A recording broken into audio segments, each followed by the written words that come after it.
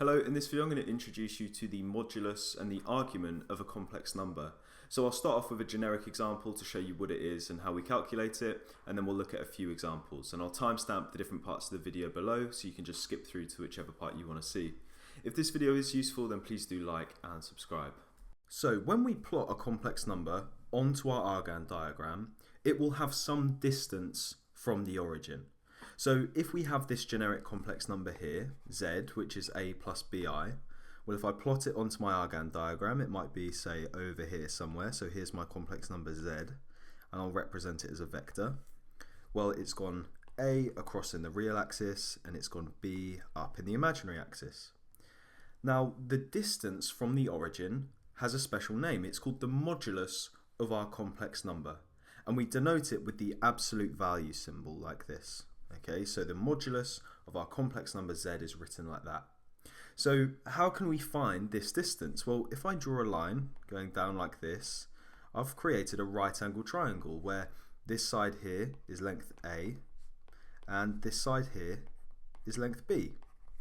And so I could say, well, the modulus of this complex number z is equal to the square root of a squared plus b squared by Pythagoras.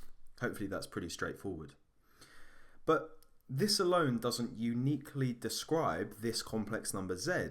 It will describe infinitely many complex numbers that all have this distance from the origin. So it's kind of like talking about a circle of points. So we need something else to describe this complex number. Okay, and what we can use is the angle it makes. And so we talk about the angle it makes going anti-clockwise round from the positive real axis. So this complex number z, I start at the positive real axis and I go round anti-clockwise until I hit the vector. And this angle here we call the argument of our complex number. And we write it like this, arg of z.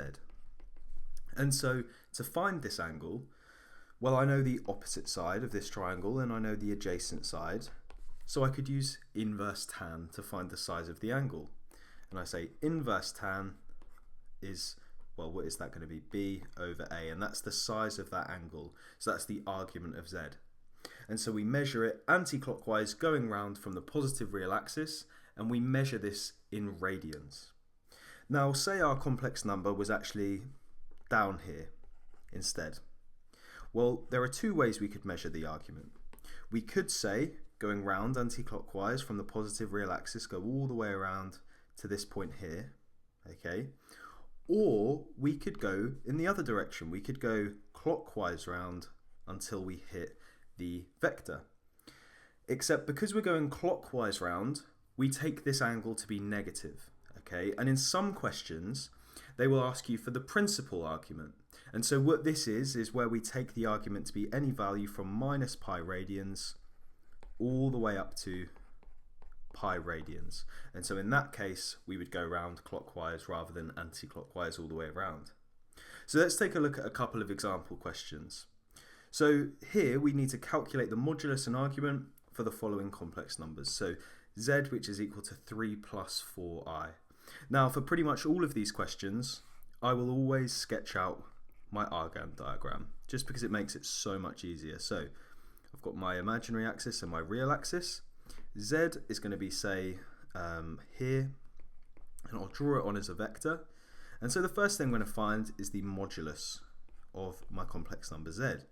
Well, remember, it's the square root of 3 squared plus 4 squared, or to make it really clear, I'll label everything up. So we've got 3 and 4, and so this side length here is 4, this side length here is 3, so it's the square root of 3 squared plus 4 squared, which is equal to 9 plus 16, the square root of that is 5. So that's pretty straightforward.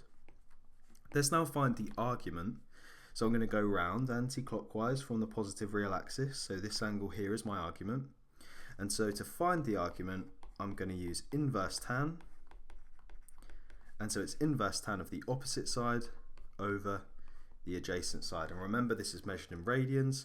So if I use my calculator, inverse tan of 4 over 3 is 0.927 to 3 decimal places. So that's the first example. So let's look at our second question where we have a new complex number w, which is negative 5 minus 12i. Now again, I'm going to draw a sketch of my Argand diagram just to make sure I don't make any mistakes. So I've got my real axis and then I have my imaginary axis. So this complex number w is -5 on the real axis, so that could be here, and -12 on my imaginary axis. Now this isn't perfect, it's just a sketch, but it's going to look something sort of like this. So let's start off by finding the modulus of w. So the modulus of w, well, that's going to be equal to, remember, the square root of, I'm going to do 5 squared plus 12 squared. Now if you wanted to, you could do the square root of -5 all squared plus -12 all squared, but it just amounts to the same thing, so I'm just going to leave it like that. And if I type that in my calculator, I get 13 as my modulus. Now, when it comes to finding the argument, it's a little different. So again, I'm going to draw on my right angle triangle like this. Okay. Now, if I just was to do the inverse tan of 12 over 5, it would give me this angle here, which isn't the argument of my complex number. The argument is going to be going round from the positive real axis. So if I'm going in this direction, then I'm going to take this angle to be negative, remember, because we're going clockwise round. But this angle here will be the argument of my complex number. So how can I find that? Well, we could find the angle theta, and then we could subtract it from pi radians, because angles on a straight line are 180, or pi radians. So if I do pi subtract theta, it will leave me with the argument. So let's do that. Let's first find theta. So theta is going to be the inverse tan of the opposite side of our triangle. Well, it's not -12 because, you know, we're talking about a distance, so we say 12 divided by 5. And if I type that into my calculator, so I do inverse tan of 12 over 5, I get 1.176 to 3 decimal places.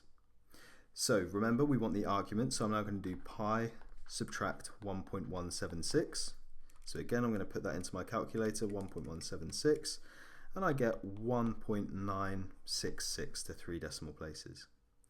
So this would be my argument if I was going round anti-clockwise, but because we're going round clockwise, I take this to be negative. And so I get that the argument of my complex number w is -1.966. So hopefully this video was useful. If it was, please do like and subscribe, and go over to my channel where I have tons of other maths tutorials. Thanks for watching.